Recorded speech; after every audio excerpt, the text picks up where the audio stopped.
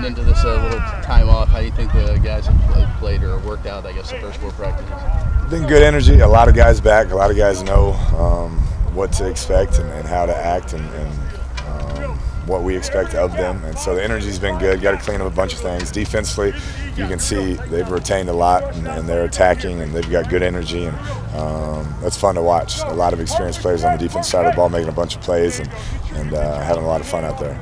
Yeah, it's the best thing for us because we're going against a good defense every snap. Have a good offensive line going against a good defensive line. We have some younger skill on offense that's going against an experienced back end, and so it's just going to make the offense better. Those quarterbacks are having to fit the ball in tight windows, which is fun. I think the competitiveness is as high as it's been in a while, and we just have to keep getting better. Can you talk about the quarterbacks? Yeah, they're doing well. Have some moments we'd like to have back, but that comes with experience and trying to get them as many reps as possible. And I like their attitudes. They make a mistake and they don't blink and they get right back and they'll cut it loose again. So they both have the right attitude. Bowman's coming along as a third guy, as a freshman, should still be in high school, and I like his development as well. I think just, guys now are our guys. They've been in this system 4 or 5 years. They understand what we're about, and they've grown up together through it, and they see what's coming. And so they're excited to be here. They're working hard together, and we have a real team mindset. Talk about working with the new coaches. How has that been for you? Is that more of stuff afterwards that you guys deal with that you're still working through? Yeah, I think every day is a new experience for them to see how we operate and our processes, and they adjust to kind of our schedule and our practices, and so it's been good. It'll take a while to get everyone on the same page, but I love their passion for the game. They're here early, they work hard, they want to be great, and they're excited to be at Texas Tech, which is most important. They love Texas Tech. They think this is a gold mine, and that's what you want. What are you seeing from DeQuan? He's really taking advantage of his opportunity. He's a guy who really sat behind great players for 2 years, and he'd show flashes and you knew he could do it. We moved him inside, outside, very explosive, works really hard, great ball skills. Now he's just getting a chance to show it with a ton of reps with the ones, and he's taking advantage of it so far. When y'all moved him outside last year, was that mainly just to balance out numbers? It was. We felt like he was an inside piece, but with the way things were going, we needed him out there at Z, and he hopped out there and he gave us everything he had, and that's what I appreciate about DeQuan, is that he's worked his tail off knowing he wasn't going to see the field much the last couple of years, and he envisioned this opportunity, and now he's running with it.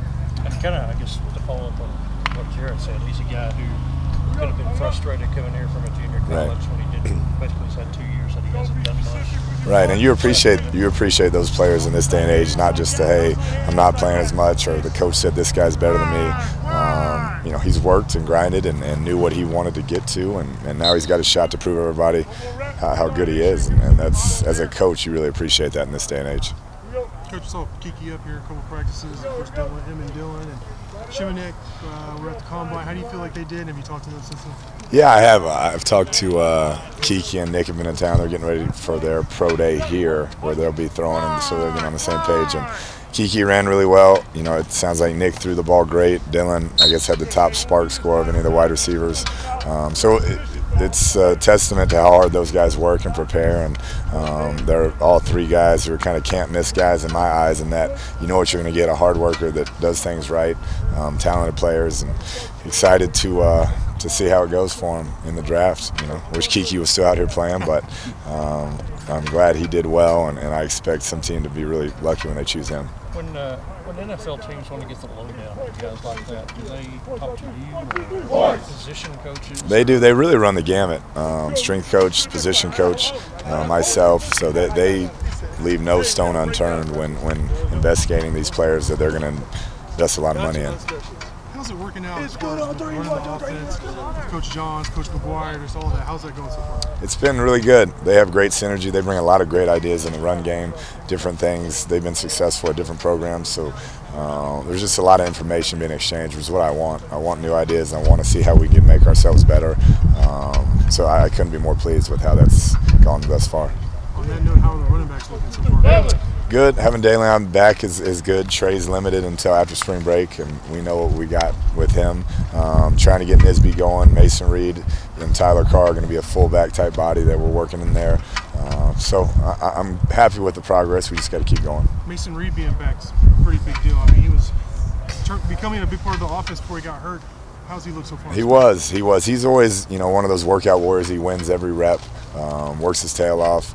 Had a great role on special teams and on our offense before he got hurt. So we're hoping we can get him going again, not only on special teams but on the offensive side of the ball as well. Two more.